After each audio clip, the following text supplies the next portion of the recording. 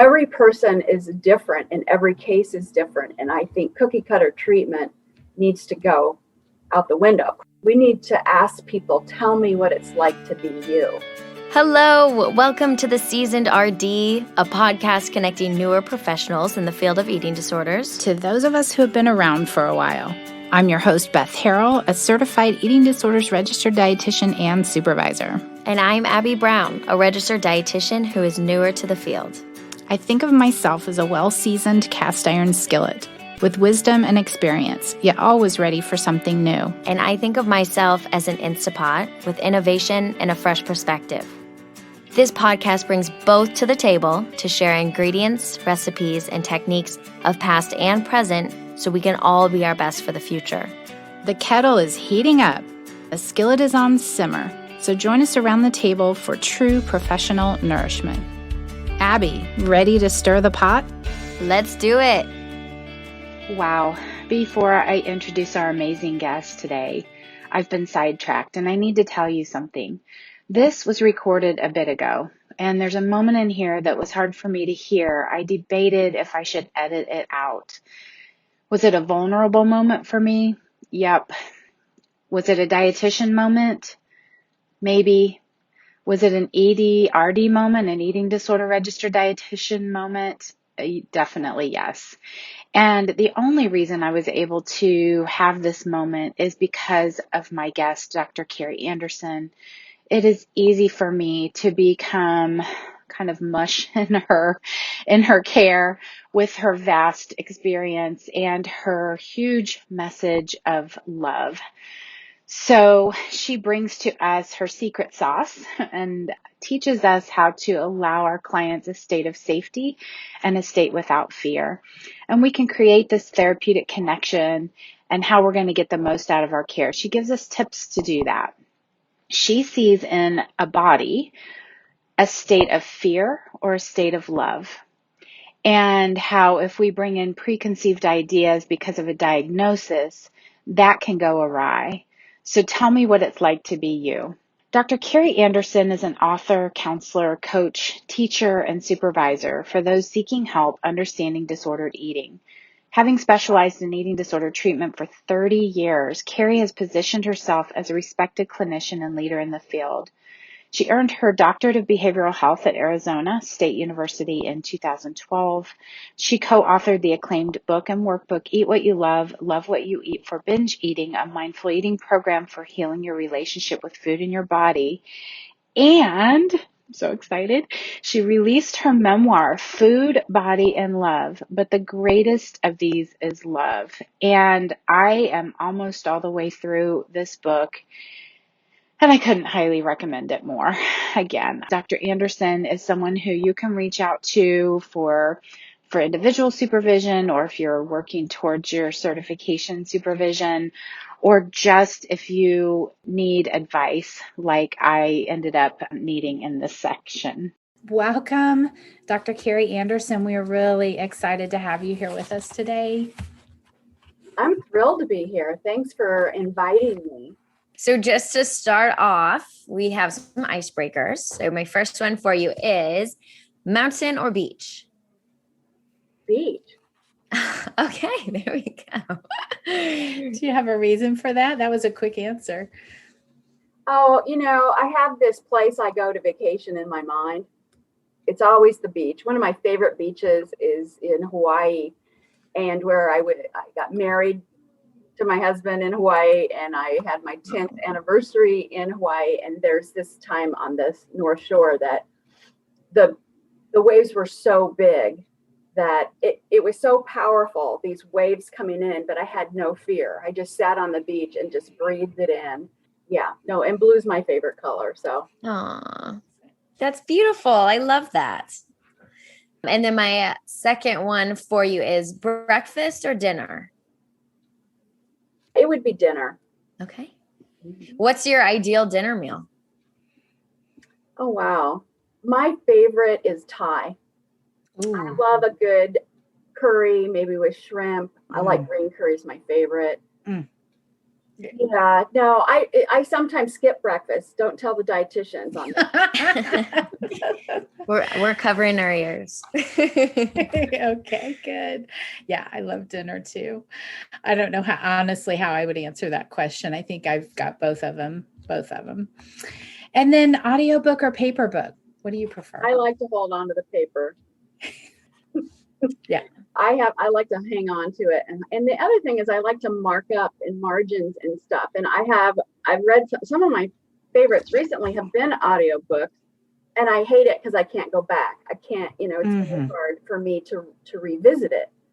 So if I want to listen to a good story, and audiobook, but I think that, and I'm a nerd, and I'm always reading new research, and I have to write in the margin. You have to be able to. And when it's electronic like that, there's ways that you can bookmark things, but going back to them is just so cumbersome to me.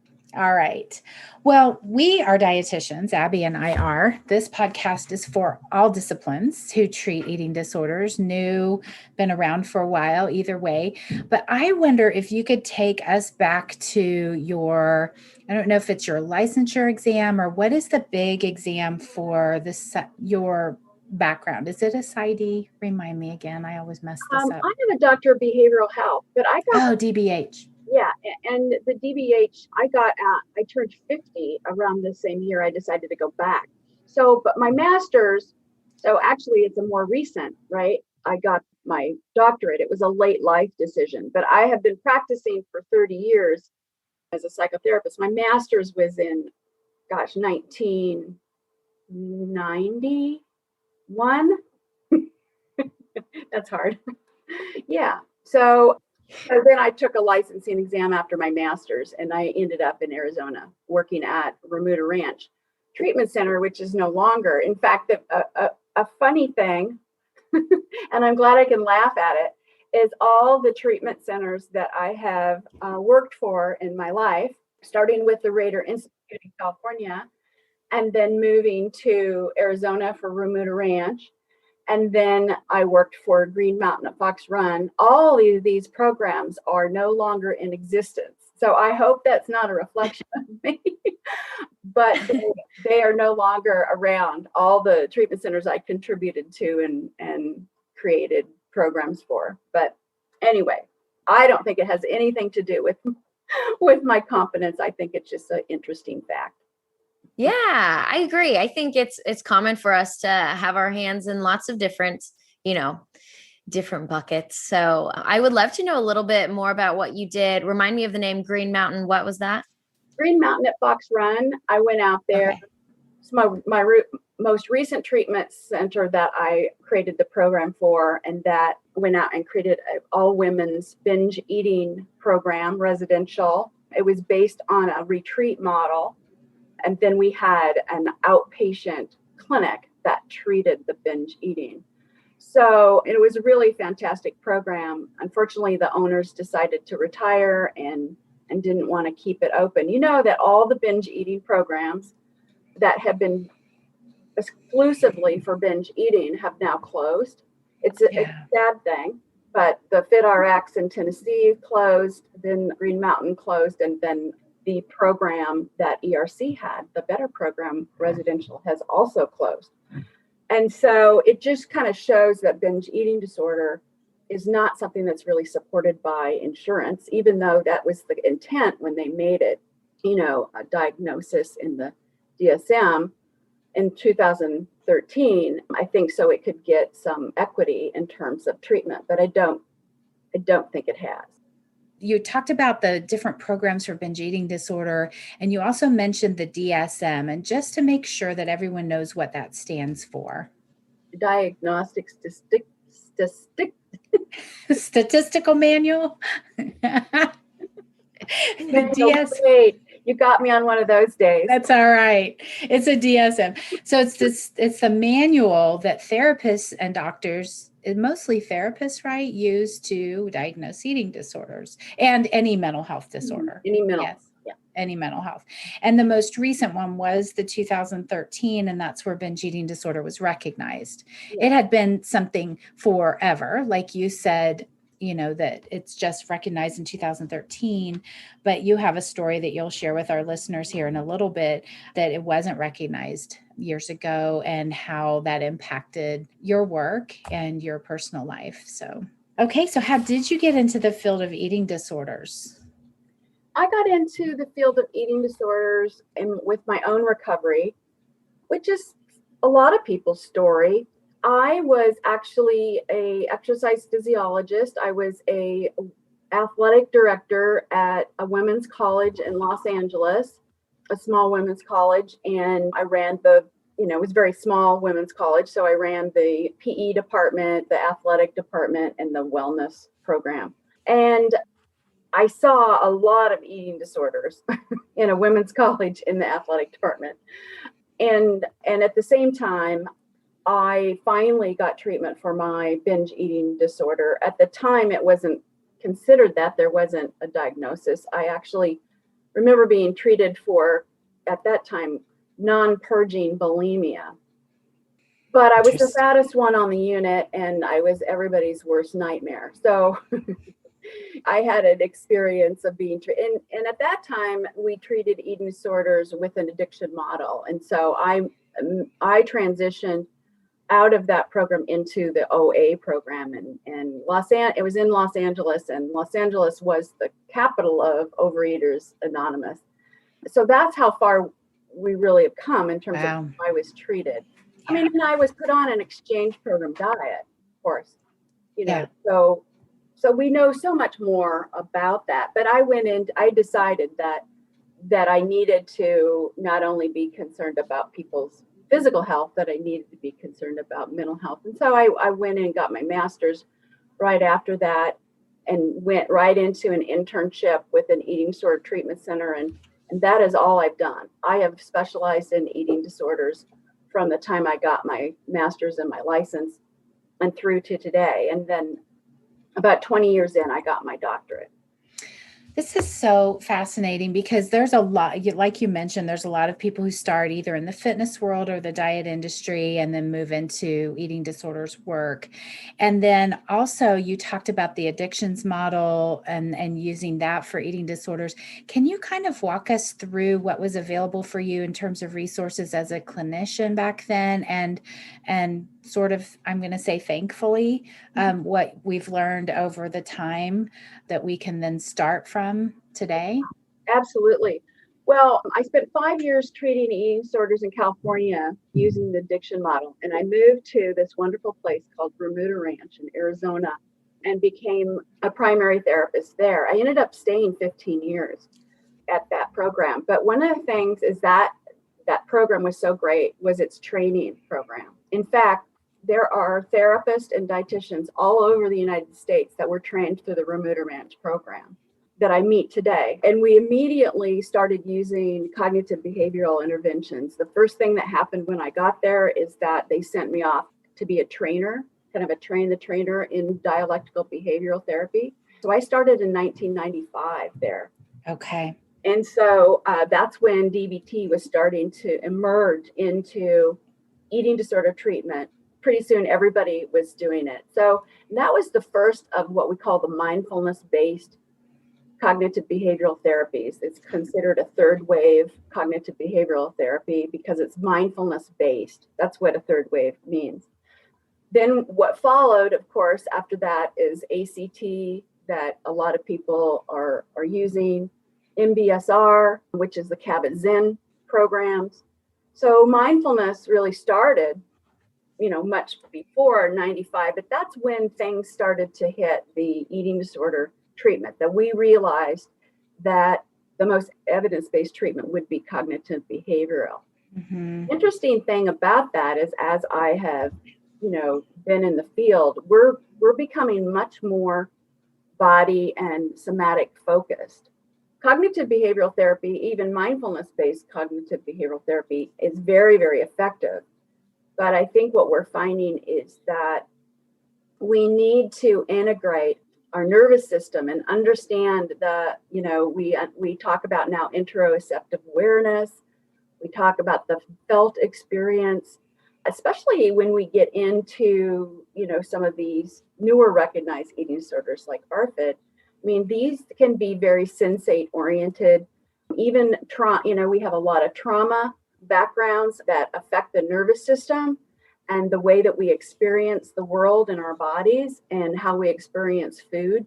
So that's really what's so cool now. And that I was introduced to that when I got fascinated with neuroscience when I got my doctorate, and then have been studying and working in that more of the somatic based approaches to treatment since then. I'm glad you mentioned ARFID too. And so just to go back, ACT is acceptance commitment therapy. Yes. MBSR, what is that? Mindfulness-based stress reduction. Stress reduction. And that's really what's emerged in the medical model. And that John Kabat-Zinn, of course, is the one that started MBSR, and it's really used to treat all kinds of physical problems, from pain disorders to sleep disorders to anxiety. It's just there's a lot of mindfulness-based types of treatments. And the thing that makes mindfulness-based treatments so powerful is because we have to get our body into a state of calm and not in what we call a hyper aroused state, such as when the sympathetic nervous system or the fight flight is activated. And we can't make good decisions because we're not using the part of our brain that we can make good decisions in when we're in an aroused state. And so mindfulness, the reason it works so well, but at the time that I learned mindfulness, I didn't realize that that's why it works so well. I mean, I think that after the fact is went backwards into learning but then why is it effective? But it really has to do with getting ourselves into a state of calm. Mm-hmm. Wow. And that, you use the term felt awareness. I don't know that I've heard it put that way. I've heard of the interoceptive experiences, but that felt awareness. And that's something that's kind of a theme with some folks that we're interviewing for this podcast too, is really just checking in, seeing what it is. And if we can't do that within ourselves, it's going to be really hard to see it in our clients.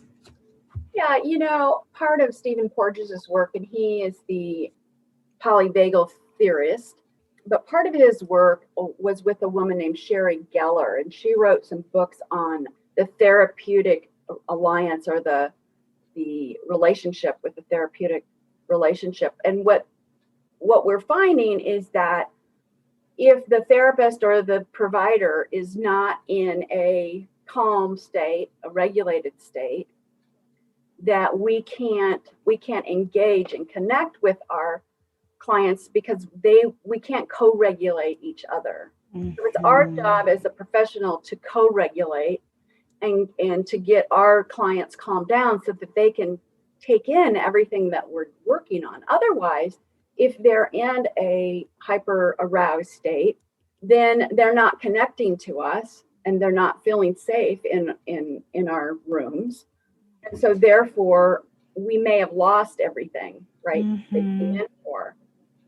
It's not just teaching skills, right, to our clients. It's actually allowing them to experience the state of safety, mm-hmm. and a state without fear. And if we can do that, then we can create this therapeutic connection that they're going to get the most out of our care. So how do you help your supervisees see this? Do you have any resources for them? Do you have them read any of the books about how to be a co-regulator in the room? Well, there are some good articles and books on, it's called Therapeutic Presence. I'm sorry, Em. Okay. And so there is some good information out there, but I think that what I do is help people to develop their own meditative or mindfulness practice so that they can tell the different states of their body, right? And know when they're getting into a state of arousal and knowing how to transition. A lot of times we go back to back to back with our sessions and we don't take time to get ourselves back to baseline between sessions. And so just in scheduling, I don't encourage people to do 10 o'clock, 11 o'clock, 12 o'clock with these with these margins of 5 to 10 minutes. In fact, I put a 15-minute margin between all of my sessions, and I do 60-minute sessions. Okay. I don't do these 45, 50-minute sessions. So I do 60-minute sessions, and then what happens is then I always make sure I have full 15 minutes before I start another session, because my position of just getting my mindset and getting myself focused on who is coming next, what is it about this person, preparing for this person to come in to my office or to log into Zoom. And so I can be fully present for them. Right, right. Okay, so just a real-time example. You can be prepared for them from what you know. And then just to share, last night I had someone come in and she had attempted suicide the night before. As a dietitian, I did reach out to the therapist in that moment just to inform her, but I'm present for her in that. And I don't know if you have any advice, because it was really just tears. We're not going to be talking about cottage cheese. I mean, we're going to be, or anything even related to, and of course, weight. She's a low weight anorexia, and already a bit scary with her medical state. And she's been hospitalized so many times that she's refusing a higher level of care. So as a clinician, as a dietitian in that moment, I wanted to touch her. I wanted to hug her. I've known her for many years. I didn't, and I think it's because I've heard teachers are, they'll get in trouble. There's some lawsuits of, I don't know how to be in that situation. I just ask. And so touch is really healing. It actually stimulates the oxytocin.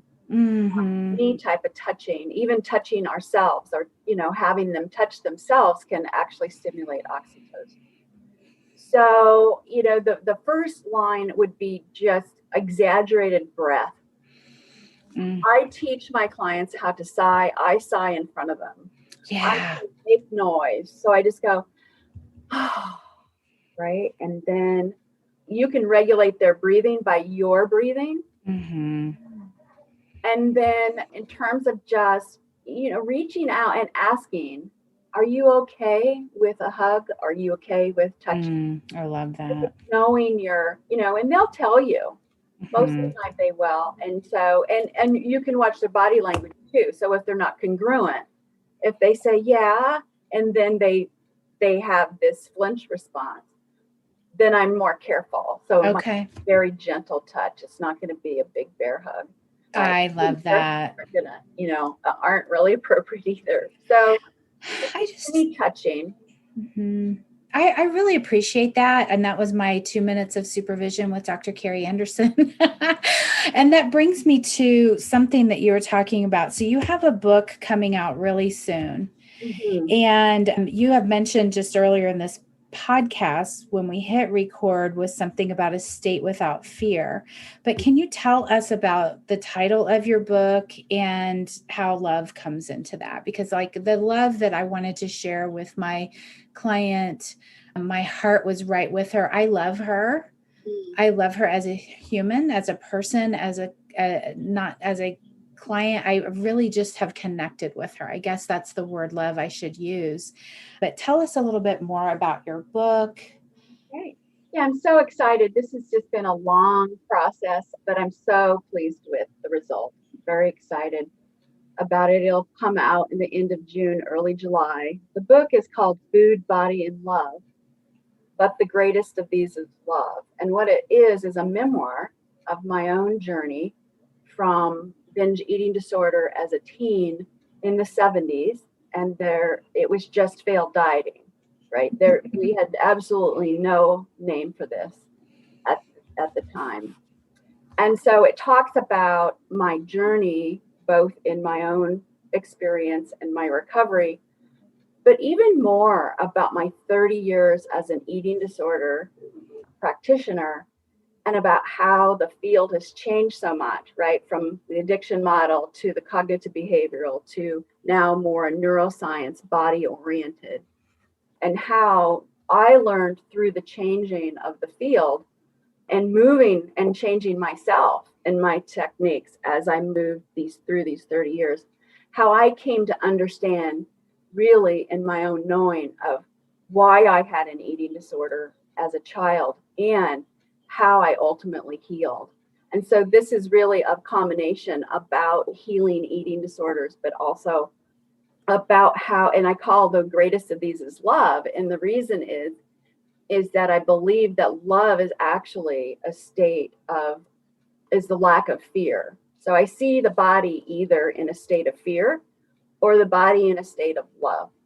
And I talk about how we create states of love from a polyvagal theory perspective or a lens. That would be the ventral vagal state, the state that the body wants to be in. And we were actually created, or the design of the human body or all mammals is for us to regulate our nervous systems through connection and through love of others.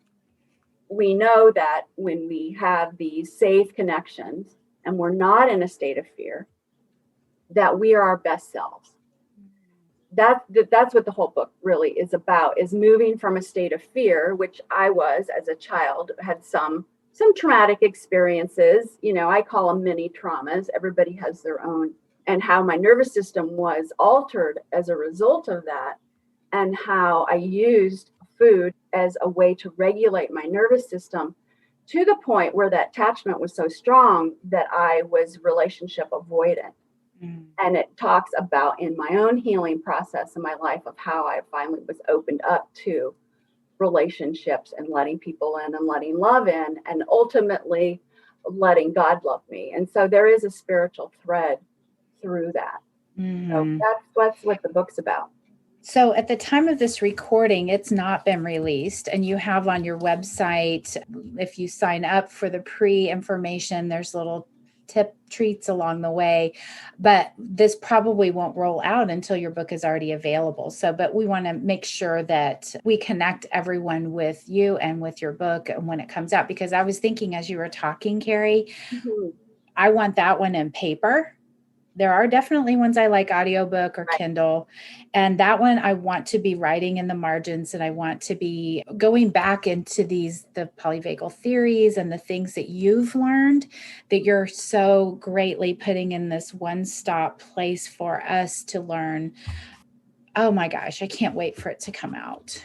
Yeah, I'm excited about it. So it will be available on Amazon. And so they'll all have, you know, if this is when the podcast comes out, they'll be able to go to that. Or you can go to my website and be able to find the book as well. My website is really easy. Let's hear it. myeatingdoctor.com. And I spell out doctor. So myeatingdoctor.com. And then I also have a web page for my book, foodbodyandlove.com. This is great. We're going to include those in the show notes, regardless of when this actually rolls out, because we haven't rolled this out at the time of this recording, the podcast. We're ready, and it will be coming out hopefully very soon. And so whenever your episode airs, if you're listening to this, you can either go and log in and get some of that pre-information, or go ahead and buy the book. And what an amazing perspective you have. And we're so grateful that you were willing to share that to all of us. I think so many people could relate to your memoir, but I'm also envisioning that it could be a great resource for other professionals who just want to learn about, well, what is binge eating disorder really like? Maybe they have a client or a patient or somebody and they can't really relate. Well, they could read your book type of deal. So really amazing that you were willing to share that story. It sounds great. I can't wait to read it. Very raw, right? You know, raw. I have my readers, my beta readers and whatnot, and they just go, "Oh, you're so brave to share all that." I'm like, Oh, Well, Kari, this is what also, I don't know when you first started in the field, but we weren't really supposed to talk about our own past. But when we find that people share their stories, that really adds that layer. yeah. When I first started in the field, I was told by my supervisor to not let anybody know, absolutely not, that I had an eating disorder. So that was really the trend. But I think that people like Carolyn Costin and some others that have kind of paved the road for those of us that are wounded healers and are professionals in the field. And so I think it's much more recognized and okay. I think it's been my secret sauce. Yeah.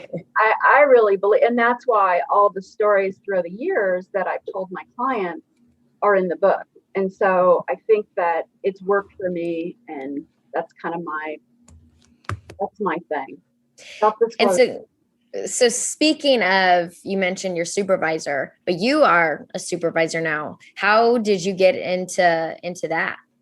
Well, I moved, and it happens, right? When you work in treatment centers, I moved up into clinical director pretty quickly in the field. And so then I became supervising others. And so, I've actually been a supervisor for 20 years. Wow. I also see my own clients, which is, I think it's really important. I think there was a time where I wasn't seeing clients, that I was just training and supervising, but I love it now that in private practice, I have my own caseloads, and about a third, maybe even more than a third of my work is supervision. Right now, since you've been a supervisor for 20 years, what are the trends like right now? Are they very different from when you first started, or is it pretty similar? What's the trends now? The trend, and could you just clarify? Sorry. So I guess with your supervisees, is there a common thing that you find you guys are talking about? Specific to eating disorders too, because I want to make sure that there's supervision for licensure when it comes to therapists, and then there's supervision. Just like I still reach out for supervision, even though I'm also a supervisor, still reach out for consultation and supervision with others. It's professional growth process. So I'm both I'm a state supervisor. So I've got people in private practice getting their licenses here in Arizona. At the same time, I'm a SEDS supervisor, and that's really just consultation and do case consultation. I think that the trends now in supervision, our field, unfortunately, is becoming somewhat split in some ideologies. And I think that I really have this goal of trying to bridge this, that it's not so kind of like in our society, it's not so dichotomous. It's not, we don't need to be so polarized. It's that those of us that have been in the field for a really long time have a lot to offer, as well as the new folks coming up. And I think that we need to find a common ground. And I'm really distraught sometimes at the divisiveness. And so that's my goal, is try to help. So I try to, I love working with some of the new, up and coming and newer clinicians in the field. I'm trying to create a relational approach to trying to tell me what, some of your new ideologies. And this is kind of where I'm coming from too. But that's the thing I think that scares me the most in the eating disorder field right now is the lack of, the kind of like opinions that become divisive. Yeah, for sure. And we want to honor people's what's on their heart. And we also, at the end of the day, need to serve our clients and whatever they're coming to us for, and whatever their history has been, whatever their past has been. So really, really tough. Yeah. Tough times. Yeah. Trying to create bridges and relationships and common ground. I love that. Thank you. As we're wrapping things up now, I do have a question. It's loaded. And so if you need to take a second to answer this, I totally understand. But taking yourself back to entering this field of eating disorders, what do you wish you would have known then that you do know now? She said it was loaded, and it is, because she asked me the same thing and it took me forever. I think that I thought I knew, because I was, quote, an expert of eating disorders, I thought I knew people. What I've learned is that we can't bring in our preconceived ideas of eating disorders just because they have a diagnosis. Well, anorexics, quote, are this way, bulimics are this way, and binge, every person is different and every case is different. And I think cookie cutter treatment needs to go out the window. Of course, it creates sanity in a treatment center setting because you've got structure. But I think we need to ask people, tell me what it's like to be you. I love it. Tell me, you use your eating disorder. How does it work for you? Yeah. Because I think that eating disorders, even though we like to categorize them, I think they're very different from one to another. And I've said this for myself, just because we're dietitians and we can't diagnose, it's not part of our scope of practice, is that when people call me for help, I don't have to categorize them. I get to hear what is on their heart, what's been the chatter that's in their head about their food, their eating, their weight. And when we talk about relationships to food, we almost always end up talking about relationships to everything else in life, which is why therapist is so important on the team. It's not just about a meal plan by far. And I can only go so far with the food therapy, nutrition therapy, and then adjunct that with the interoceptive and the interpersonal skills and all of the ACT, DBT things that therapist is going to handpick for that client. No cookie cutter treatment. It needs to go. We are humans together in that space. Yeah. Thank you so much. And Kari, where can we find you? You mentioned your website again, but how can listeners get a hold of you? Yeah, I've got contact forms, of course, on my website, but I love getting emails I'm really good about cleaning it out so that I learned something called inbox zero. Tell me about it, please. But I do like to get, when I do a presentation or a podcast or something, I like to get feedback. I like questions and stuff. So people can email me. And my email is Kari, Kari, @myeatingdoctor.com. Wow. That's awesome that they can connect with you directly through that. It's amazing. Thank you so much. We are going to have you back after your book is out and whenever anything else rolls out. And you are in Arizona, so you can do supervision also for eating disorders professionals around the world. And you do. You have. I've got a couple international supervisees for SEDS right now. And so, I supervise people for eating disorders all over the country and whatnot. And I'm also licensed in Vermont. So I'm licensed in Arizona and Vermont, although for SEDS supervision, it doesn't matter. And SEDS, for anyone who may be saying, I heard her say that earlier today, it's Certified Eating Disorder Specialist. So that's for a certification. And so we want to be clear too, that supervision or consultation doesn't have to be for certification. It definitely can be, and it is required. And there's quite a bit of effort to get that certification. But if you have a client with binge eating disorder and you feel like a fish out of water, can they reach out to you, Kari? Absolutely. Yeah. And so sometimes I just get a one-off. Sometimes people just want to hire me for consultation. And so I do that, and if it's just a 10-minute conversation, I don't ever charge for that. But because it is part of my business, if it's going to be at any length of time and they want to really pick my brain, then, and I also am hired for, so there's treatment centers that small treatment centers trying to open up, and they hire me to come down and to talk to me. I said, I was telling my husband not too long ago, I know I've arrived when someone actually pays me just to listen to me talk. Yes. and let's be clear, there's no payment in this podcast, unfortunately, but that's exactly, this is the seasoned, and it's, yes, the seasoned RD, but it's how we all come into this field season.